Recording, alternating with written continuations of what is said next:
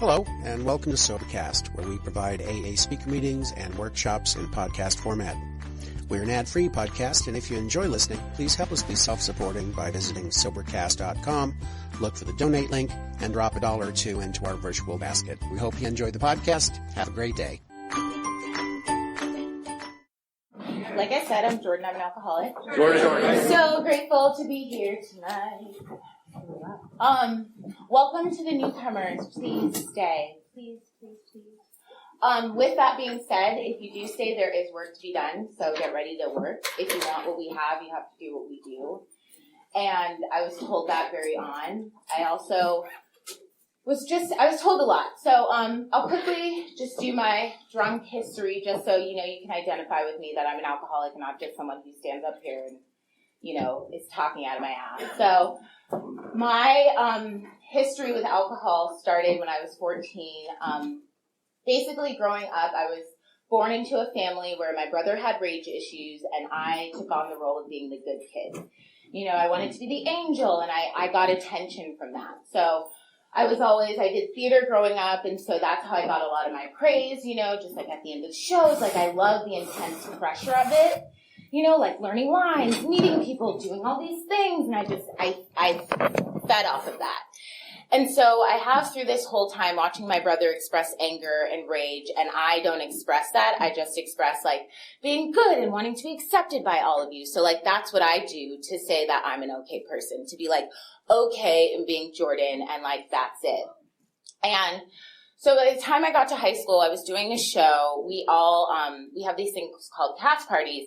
And if you can imagine a bunch of teenagers and like the seniors just throw a box of liquor on the table and like it's a free for all, and at this point I hadn't really drank. I grew up, my parents were in the entertainment industry. So I was always like looking at drugs and alcohol as like this cool, fun thing to do, And I always iconoclast like women like Whitney Houston, Shaka Khan, who are just like living in their womanness, and I was like, I'm every woman, like that's who I want to be, just like dancing around.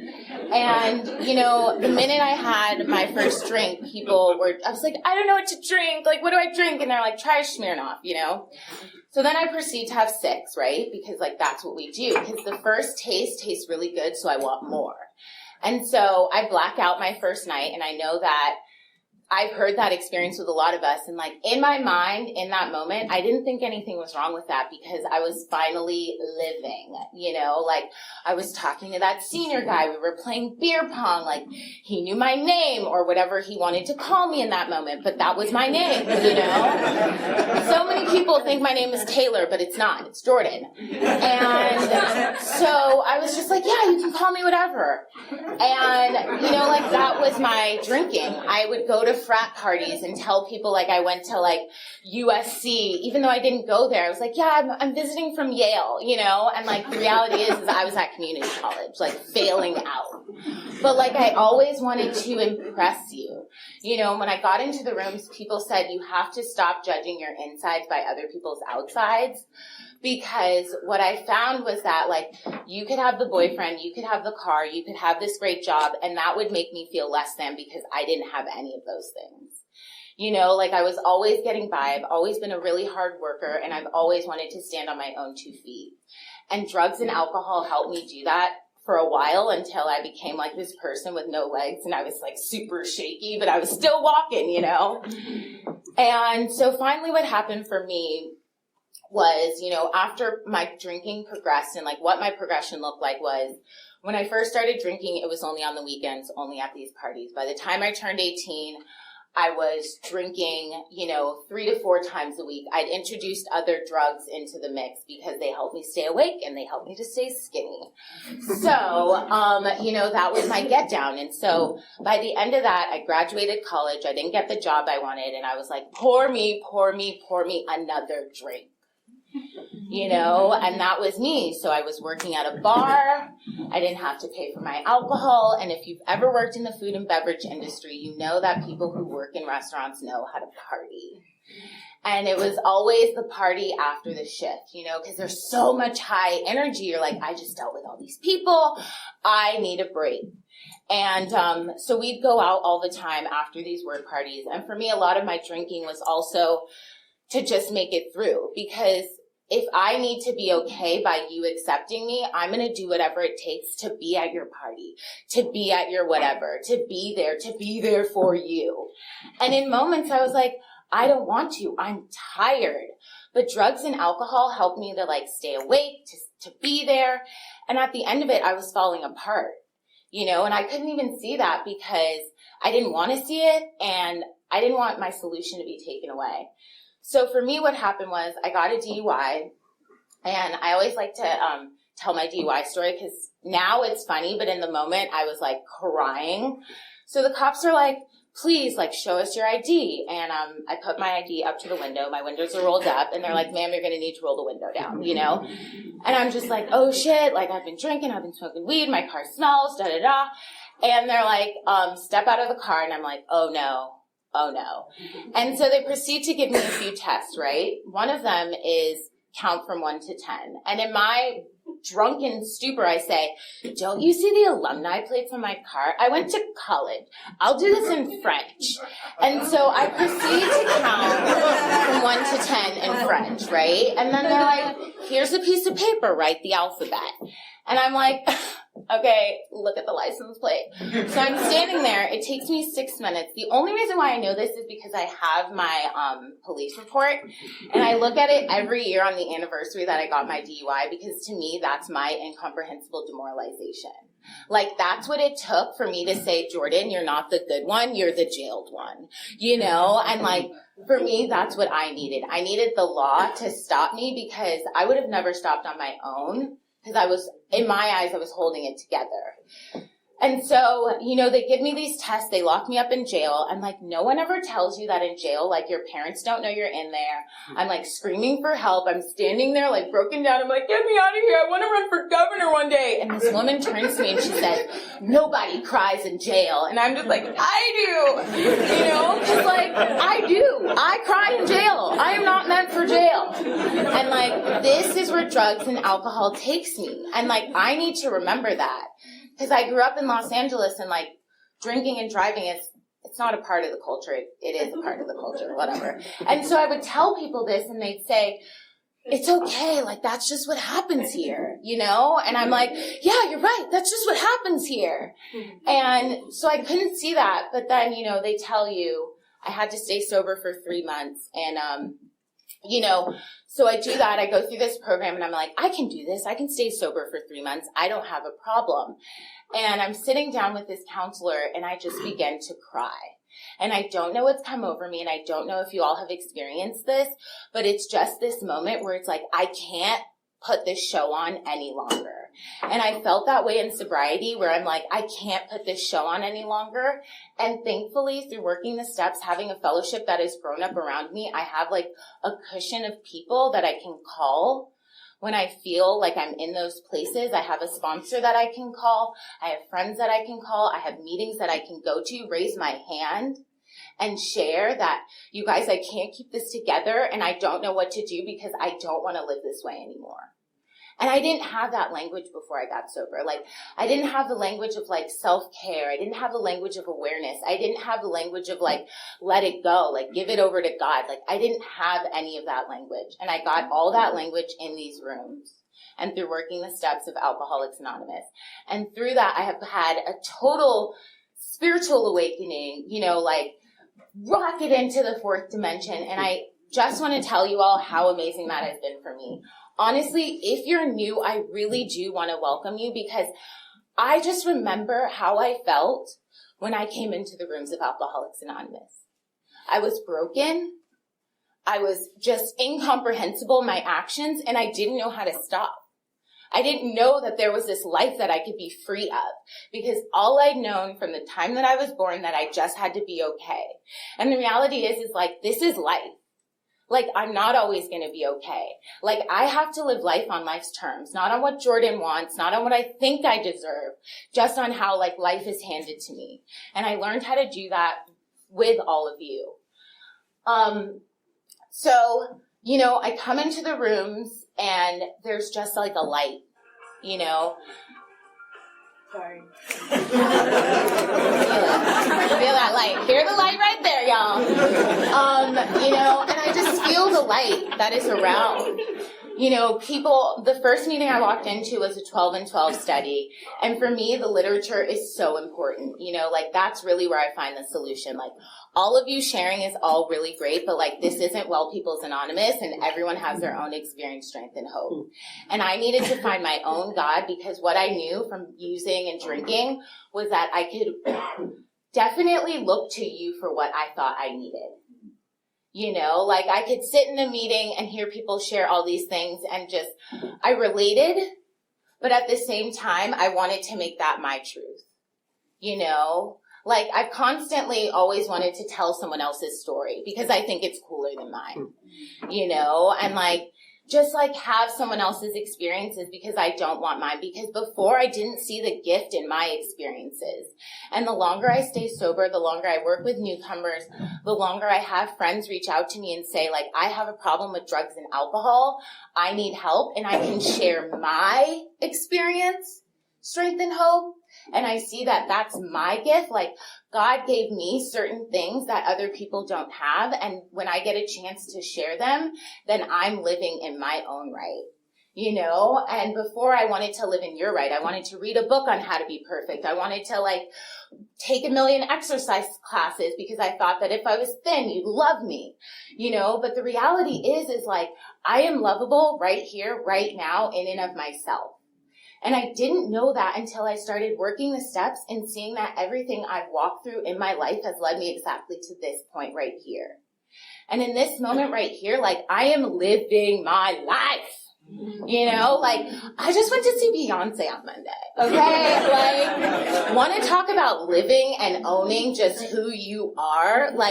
That is my life right now. I was with my friend who we both got sober at the same time, and through the whole concert we're yelling in my camera and we're this is what 3 years sober looks like! And we're just living our lives, Yeah, that's what we do. We were 3 years, what? Oh yeah, by the way, I have a sobriety date. It's December 20th, 2012. I only have one sobriety date. You don't need to have another one. You don't. You really don't. Yeah, you really don't. So what that looked like for me was taking suggestions, more so direction, and when I first got sober, 1 minute. Okay, 1 minute. I just want to end with my favorite quote in the big book, which is doctor's opinion. It's the last sentence in the doctor's opinion, and it says, "And though perhaps he came to scoff, he may remain to pray." And for me, that's what staying sober has looked like for the past 3.5 years, is though life is falling down, though I come to scoff, though I don't want what I have, I continue to pray, and my God continues to open windows, continues to open huge doors, and I can walk through it. You can walk through anything in this program. You just have to say something. So thank you so much for letting me share. Justin, kill it.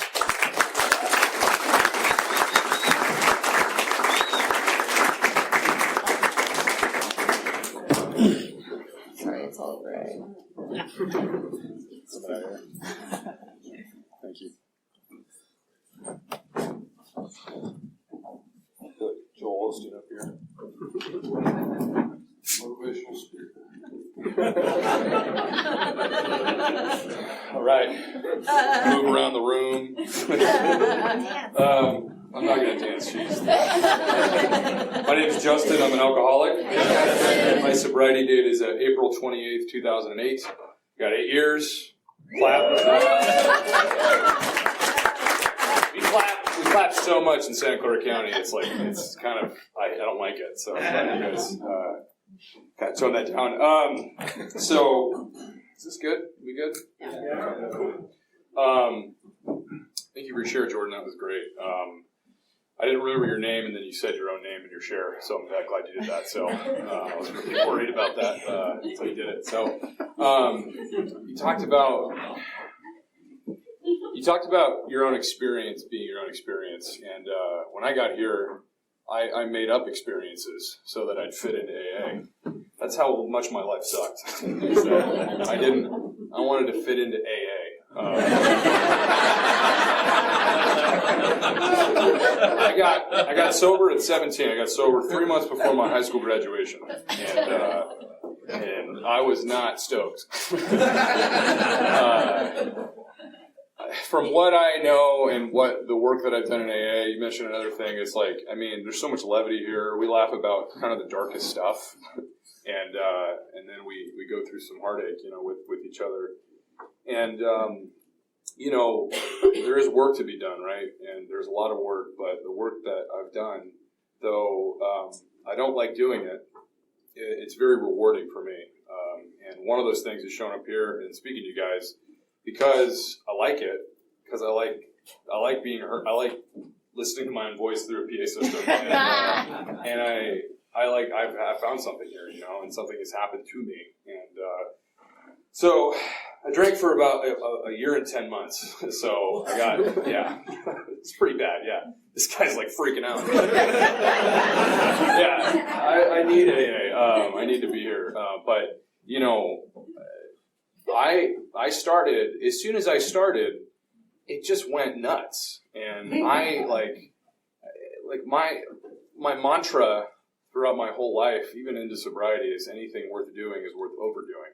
And I remember the first time, I don't know if I'm any different than anyone that grows up when they're a teenager. I think everyone feels uncomfortable and strange when they're becoming a human being. But I think there's like a twist that makes me a little different than other people. And I think it's a lot more grandiose. Like, I've always been like a spiritual seeker of things. I love hallucinogenics. Those are great. I really got into those. And, but I always like to adopt like language. I like to steal stuff from people and repeat it.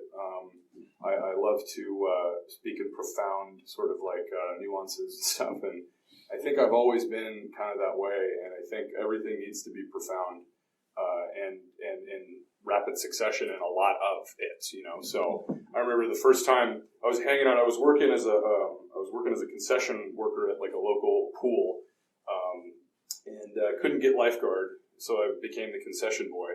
And I was pissed off about that, and I felt less than. And the coolest dudes ever. These guys were so cool. One of them smoked weed every day, and he was on his way to go to Olympic trials for swimming. Is that cool? Like, he does drugs, and he's like, I'm going to be in the Olympics, perhaps. Like not a lot of people can say that.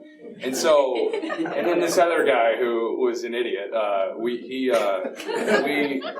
They didn't really talk to me much, and then one day they kind of came up to me and they were like, "Hey, do you want to go smoke some weed with us?" And I remember my dad and my mom and everyone around me had to talk with me, saying, you shouldn't do that. You shouldn't do drugs or drink.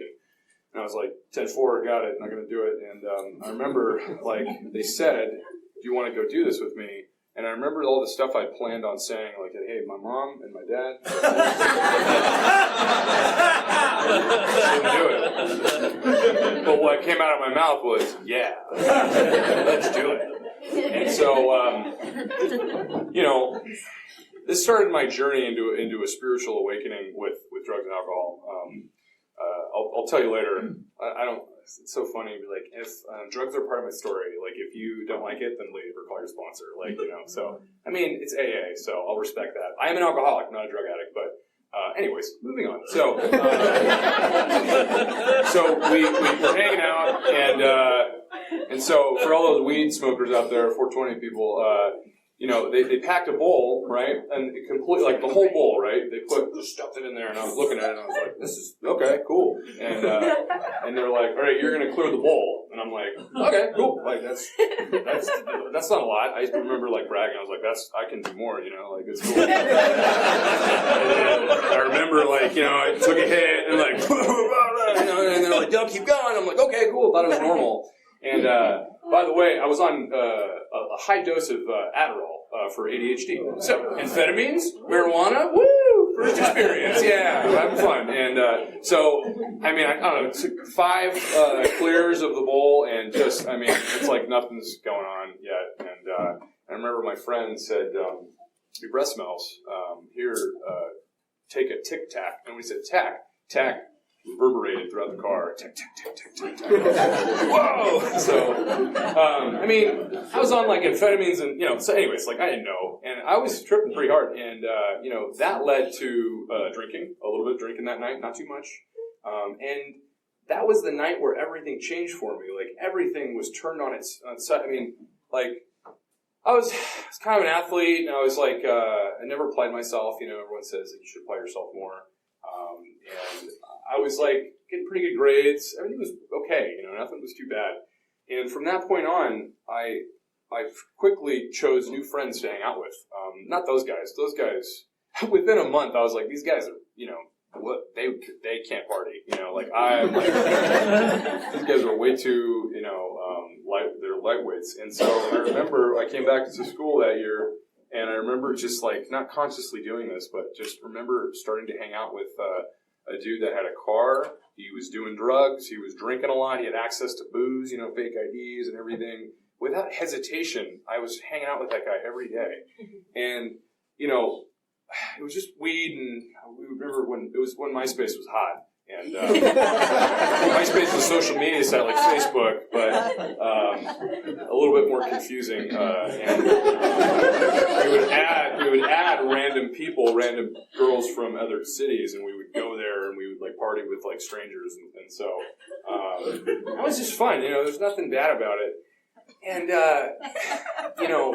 it was fun.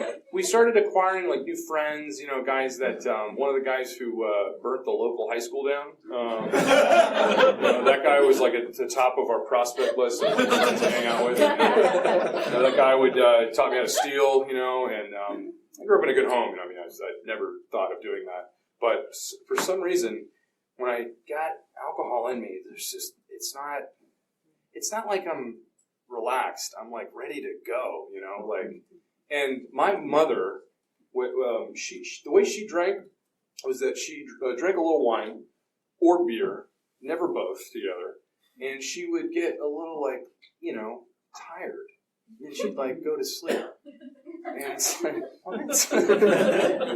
What are you drinking? And I have a different reaction to alcohol than other people, including like with her, I sort of get like, I'm excited, I'm like ready to go. I'm ready to start my night, It could be 1 a.m. or 8 a.m, right? I'm just like, this is power, powerful. So when I started seeing that work for me, there was nothing, they talk about an invisible line in our literature, right, that you cross. That wasn't, I don't know where that was at all, or if that was existing for me, but I couldn't stop. Couldn't stop. I wasn't about to cry right there. It sounded like water. I don't cry.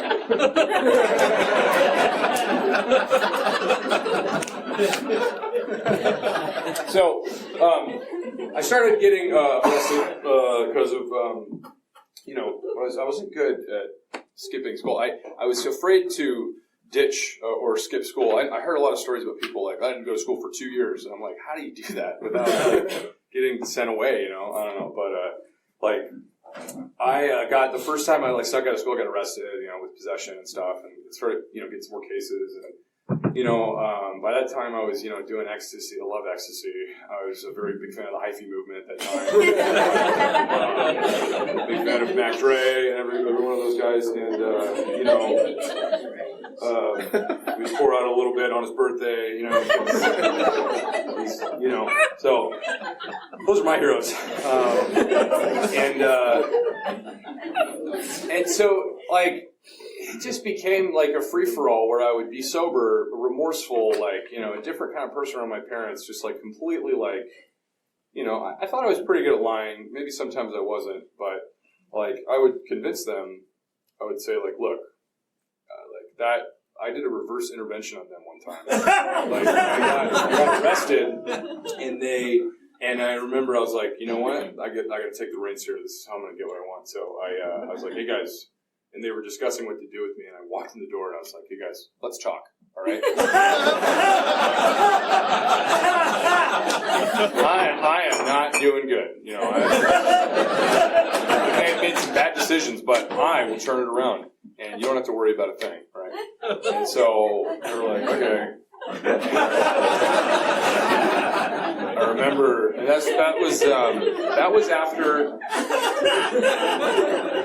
was after I went to the same Smart and Final little store. We're in Oakland. I'm not in Smart and Final. But I went there earlier in the day on a Sunday and I stole some rum, and more people showed up and started drinking my rum. Right, so that's that. So let's go back to the same store and steal some more. So I thought I was good at I was a good thief, which I think I was in terms of stealing something, but in terms of being seen, I wasn't good at that. So immediately walked in and cops there before I even walked out, right? And so all my friends left, and I'm sitting there, and I'm fake crying to the cop, I'm so sorry, I'm so stupid, and I shouldn't have done that. Let me go. And he's like, no, man, we're not going to let you go because we know you hit this up. It's just, no. So that was before that. That was before the little reverse intervention, and I remember telling my friends, I was like, look, and I kind of meant it, I really wanted to stop drinking because nothing good happened, when I drank. And I would sometimes, not all the time, but sometimes go into it thinking I'm going to have a couple. I'm going to have a few, and I won't do, I'll do one pill of ecstasy, and I'll be good, and I'll be able to not get into some trouble. But I always overshot the mark, and that was something that just went into a blur, and there's no way I could control it. I didn't know that at the time. I wasn't really thinking about any of that stuff, and so at that time, my dad started bringing me to Alcoholics Anonymous, and so he had been kind of involved a little bit, and he brought me to a meeting, and I was really high, and I was sitting there, and it was weird, man. It was really weird, and I was 16, and a group of men who had, drank at least on average 20 to 30 years each, and I'd been 6 months into my drinking, and I'm like, what? This is really sad, and I'm awesome, and these guys are so different than me. And I remember I went, but I told my friends, I was like, hey guys, look, I'm done partying, you guys can go do whatever you want, I'm done. And they were like, okay. And they kept calling me, hitting me up, and I remember, so that after that Sunday, a few days kind of pass, and on Friday night, they text me, and they're like, hey, so you want to go to a party tonight? And I'm like, nope, sober guy, not doing that at all. And so they came over, and they were like, hey man, so what's up? You want to go to the party or not? And I'm like, I appreciate you guys being great friends and trying to keep asking me. But I pride myself of they used to make me steal, right? And so I was the steal guy, so the thief. So they were like, well, we need to get some booze and blah, blah, blah. I'm like, okay, well, you know what, guys? I'm done with it. So I remember I told them off, and I felt so good about it. And I was like, I think I got this thing. And I remember they left, and they kept texting me pictures. This is right when picture messaging came out. To date me a little bit. So, hey, what's up? I know her. So they sent me a picture of these two girls, and it was really pixelated, right? It was really horrible, and they're like, we're at a party, and I was like, oh man, picture messaging? And I was like, yeah, damn, and I told them I can't go. This is not good. I'm gonna do something like that. And they and so I remember I was eating a bowl of SpaghettiOs. SpaghettiOs. Yeah, that's my joke. And I remember I was drinking a ginger ale, and I was thinking, ginger ale, are they related? Are they in the same family, or is there some sort of root that comes from? I don't know. I'm thinking about this. So before you could just search it online, right? But and I was like, I wonder gin and ginger ale how they taste together. I don't know if you guys have read the book. There's a story in the book where a guy didn't have a thought of drinking. He thought he would, with his sandwich, pour some whiskey into milk because it wouldn't hurt him on a full stomach, right? And he had sworn off drinking. And so that my mind had this little twist. It was like, yeah, put some gin and some ginger ale. They're, related somehow. And so I remember I drank it and drank more, and the experiment worked so well I tried it a second time. And so some triple C later. I don't know if anyone does triple C, like cough medicine stuff, robo-tripping. I did that and some other stuff, and I was off for the night, and so I came back. My parents were like, yeah, so what's up? Like, what happened? And my dad told me, he was like, you either have to go to Alcoholics Anonymous and do it, or you're going to a Scientology camp. So I chose AA. And so that was like the first motivation. Is like, I'm going to do it to get them off my back, right? And, that's what kind of got me around AA. And so I remember going to that meeting with a bunch of older people and just like, these guys are lame, I'm so cool. And there's one guy who was 19 years old at the time, and he had a couple years sober. He got sober at my age. He was, the closest to me in terms of what he'd been through. And he didn't really work steps that much. He kind of wasn't a big proponent of it. He wasn't gung-ho about it. He said he kind of actually didn't like the big book, And I'm like, ooh, a rebel, cool. So we would just pontificate and talk about nothing. And so he was my sponsor for a while. And I remember we would talk about theories of why we were depressed, and then we just came up with we're just depressed. And I changed friends. I mean, I struggled for a while to be in and out. I didn't cause any scenes or anything, but I just like a lot of people like to focus on drama, right? And like I said, like you were talking about, I wish I had a really cool story. And I remember going to that meeting and making up a ton of stuff, like, I was a heroin junkie at one time in my life, and I'd been to prison. I was 17, and I didn't know that, So they just were like, okay, because I felt like I didn't fit into AA, and it's just sad. And but this guy would have me over to his house, which was weird because I was like, this guy's sober and he's bringing me into his house. This is weird. But I was never sketched out with people that were doing drugs and like, hey, come to my house. I got drugs and shit, And I'm like, cool. But this guy, I was like, this guy's, I don't know what he's going to do to me, And spiritual literature and stuff. I was like, nah. I was like, this is weird. And I was very happy. He was really nervous too and anxious. So I was like, this is even weirder, But this is where everything changed for me, right? We were sitting down and we didn't pop the book open and we didn't see a line out of the book. He started reading another book to me, or had me read it, right? And it was like a teenage alcoholic book from like a doctor, right? And I don't even know what it's called. I don't even know what was in the book. But I remember just speaking to him and reading some of that. And for the first time, I was like, wow, I'm like him. And I'm like someone else. I'm not separate from. And that was the beginning of a shift, right? What do we call it? Spiritual awakening, spirit upheaval, however you like to call it, conscious, I can go on if you want more. Psychic change, but something changed that night. I kept drinking after that. It's not like I didn't want to drink anymore. I didn't want to drink, but I wanted to drink, right? It's the alcoholic sort of thing. And, I don't know. I'm very lucky that I got here when I did. And I kept drinking, and I changed girlfriend. She was the problem. Her brother was the problem because he was 6'4" and 300 pounds and threatened to kick my ass all the time. And he was what was making me nervous and making me drink. That was the big problem. And so, I don't know. The last time I drank, it wasn't profound. It wasn't crazy. It was just me partying with some guys, sort of old friends that I'd hung out with before that were kind of not bad guys.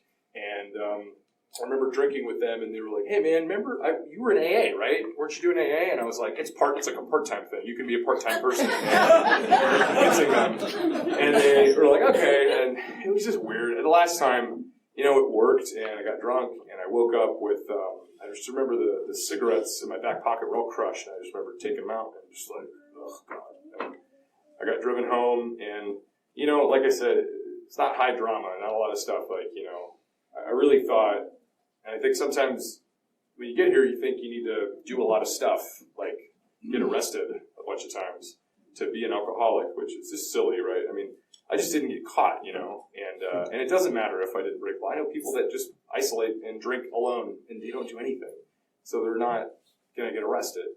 And it's silly, though. I mean, my mind is not always my friend, and it doesn't tell me some good information for me to follow.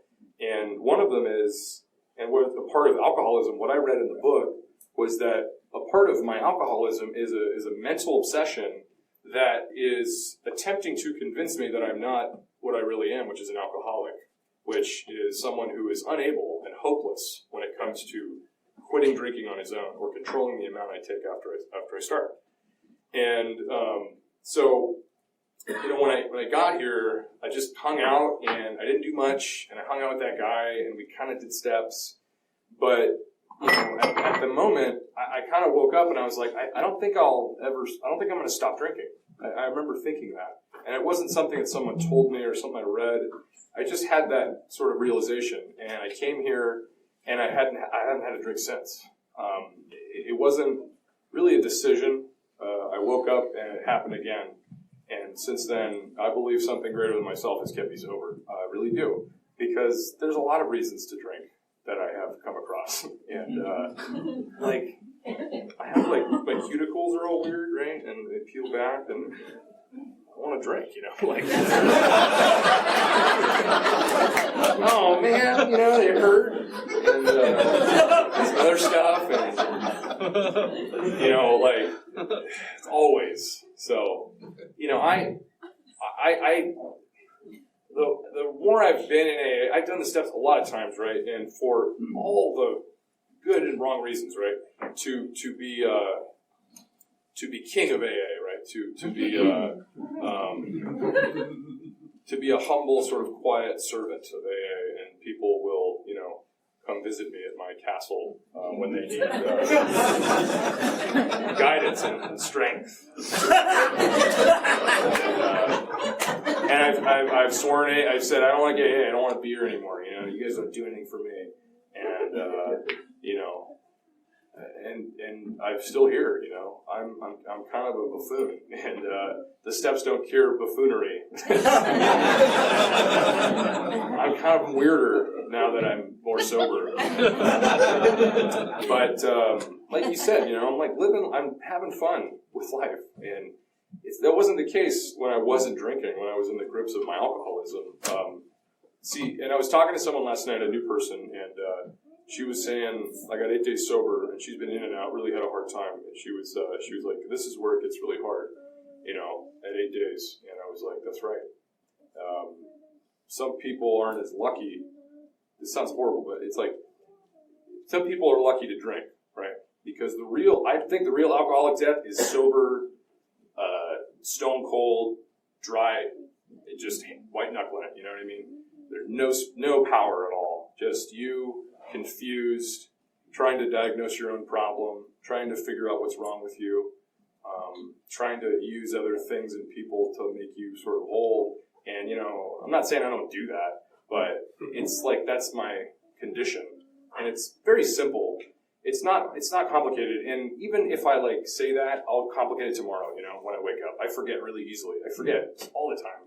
I mean, you guys that have utilized our tools in AA and been here, you understand that, you could be having the best day, your 10th step in, or you sponsor 6,000 people, or you're just feeling it, and then you wake up the next day and it's just you're not motivated to do it, That's just the way it is. I wish it weren't like that. I wish I hit a peak in AA where I stayed there and I just was so enlightened, and people could just, oh God, Justin's amazing, and he is the one to speak to about anything, and he's very dateable as well. And boy, is he handsome! It's it's not going to happen, and so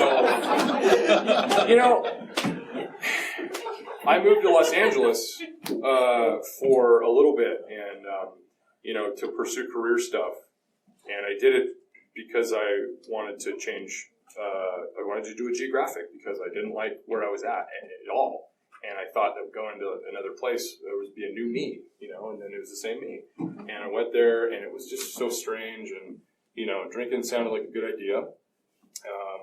And when I say that, it doesn't sound like a good idea, but here's the thing about my alcoholism, how I see it, is that it's going to come at me from the flank, right? I'm not going to know I'm doing it. It's just, because remember when I did it, I would just do it, and the book talks about like a mental blank spot, right? Like I'm going through my day, and then like, and then I'm like, good, and then I'm like, wait, what? You know? It's never like, should I drink or not? You know? It's just, and that's how it is. And I am, the best news I have for you is that you're doomed. You know, you're hopeless, and that's the truth. But some people are going to die. You know, I don't like that at all. I don't want people to die. And you know, so at the time I was in Los Angeles, and I was my brain started like, you know, seeing these things like, you know, hey, you only drank for this long, and you know, you didn't do much. You know, you didn't get arrested like that guy and be at meetings, right? Like, oh, that guy is worse than I am. Non-alcoholic he is. And, you know, it was subtle, right? And I didn't recognize that, of course, because if I could recognize it, I would change it, and I would just not think about it anymore. But that's something that I can't help. And I dove into the steps with the guy down there. I saw at a retreat, and that's my sponsor now. I've gone through a lot of sponsors, and he, to me, I think is, I like him. And I remember meeting him, and he just said some great stuff. And I remember as I hung out with him, I realized how human he was, and it sucked, you know, like I remember we were, after I dropped my fifth step with him, we were at a pizza parlor, right? He's from the East Coast, and pizza parlors are big, I guess, over there. And he knows, like, the standards of pizza parlors. And we walked in, and I remember, like, me and my sponsor, you know, like, we just dropped my fifth step, and he helped me, and I'm just, like, feeling, you know, okay, pretty good, and, like, at peace. And he was like, do you guys have a bathroom? And he was like, oh, no, we don't have a bathroom. And he's like, what the are you talking about? And he's like, you guys need a bathroom. And he started going off on him. And I was like, oh, my sponsor, what? You know? This man I trusted is an evil monster, you know? He's lied to me. And like, I had this crisis in my head, you know? But he's just a drunk. He's just a person. And, you know, he doesn't give me real advice. And when he does, he always says, I don't know if this is the right advice, but maybe you should do this. I don't know, you know? And so pray about it and just, I don't know, do whatever you want. And that's what he says. And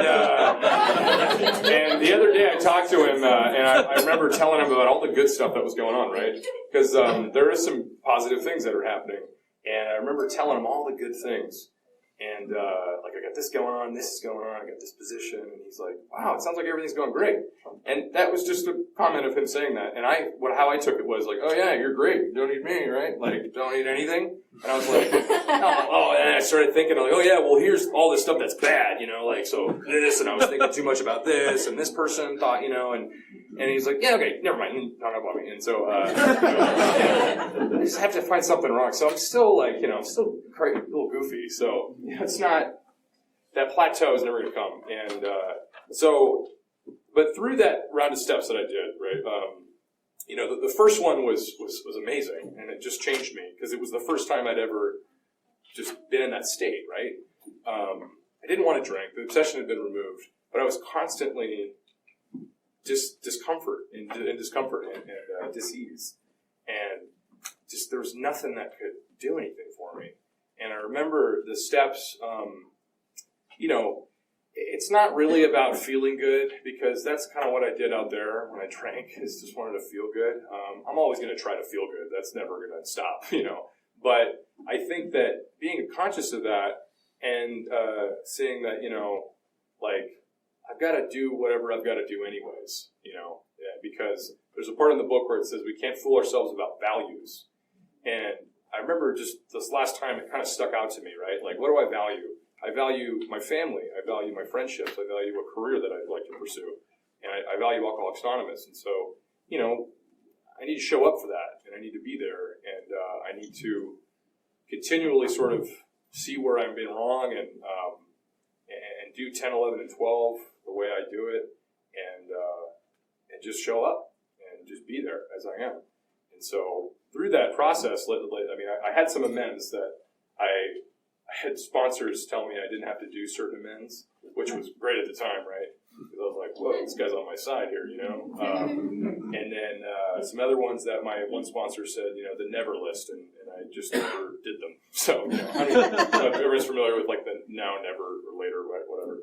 And I did that, and I had some unfinished amends. I didn't even think about those, but my sponsor kind of said, hey, look, why don't you revisit any amends that you thought you never made? And so I went back into that, and he didn't really coach me through it or tell me which ones to make or not.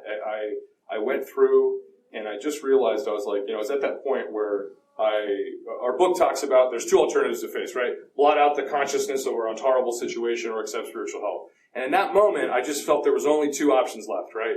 Do that or this. Not like chill and maybe get a girlfriend, right? Like, it's like not. I can't do anything else, right? And I was very spiritually unsound in just terms of me not at all having peace. And so I remember going into those amends, and I did a lot of them, and I heard some people had hired a private investigator to find the rest of their amends.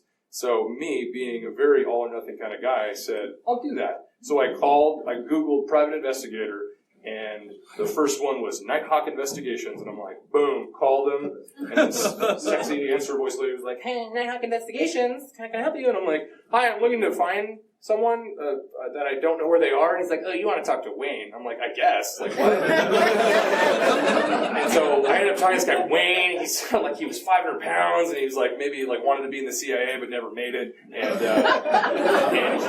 And him and I worked together for months, and we found some people, and some of them didn't respond, but I found them.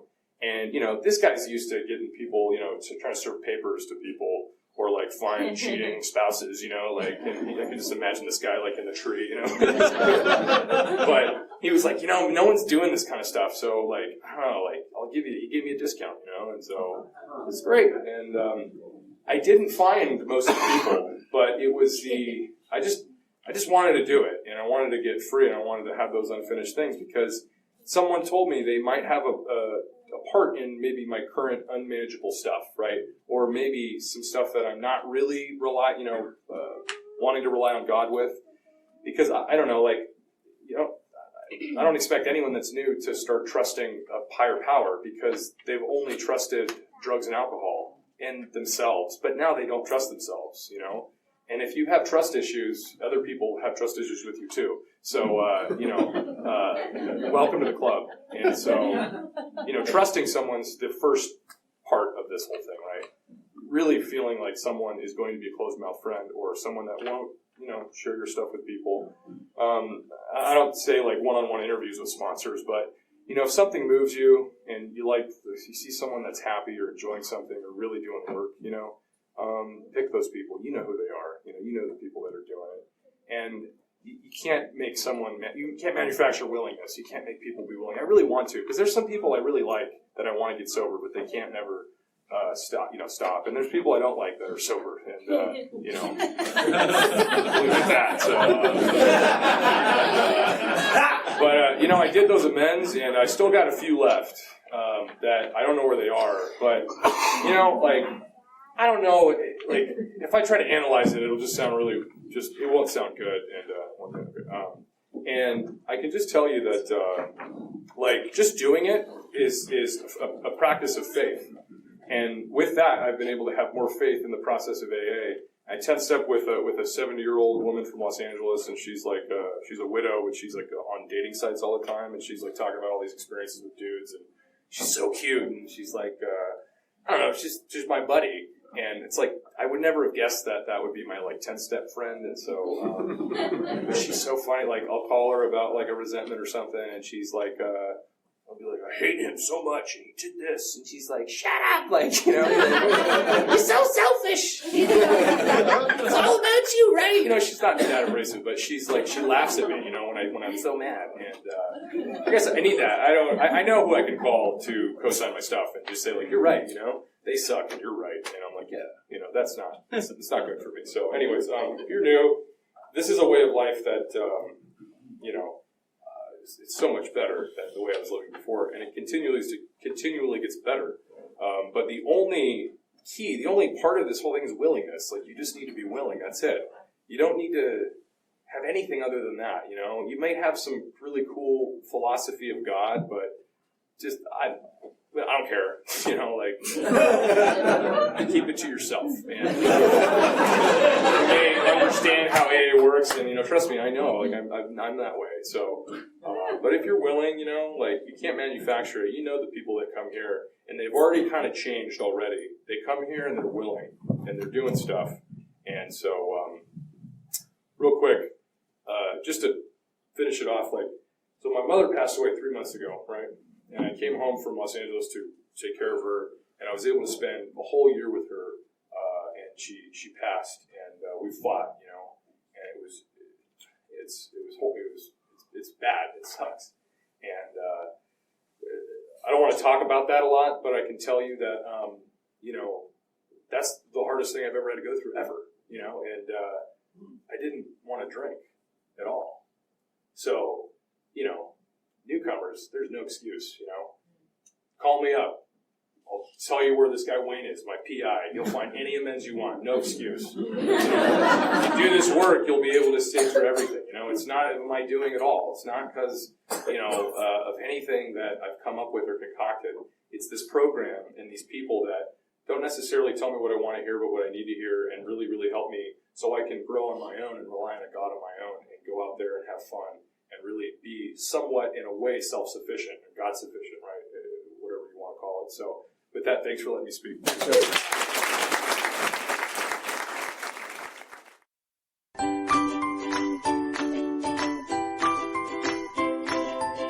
Thanks for listening. I hope you enjoyed the podcast. Sobercast is ad-free, and we'd like your help in order to keep it that way. So if you'd like to help us be self-supporting by pledging $1 or $2 a month, visit Sobercast.com and look for the donate links. Thank you very much.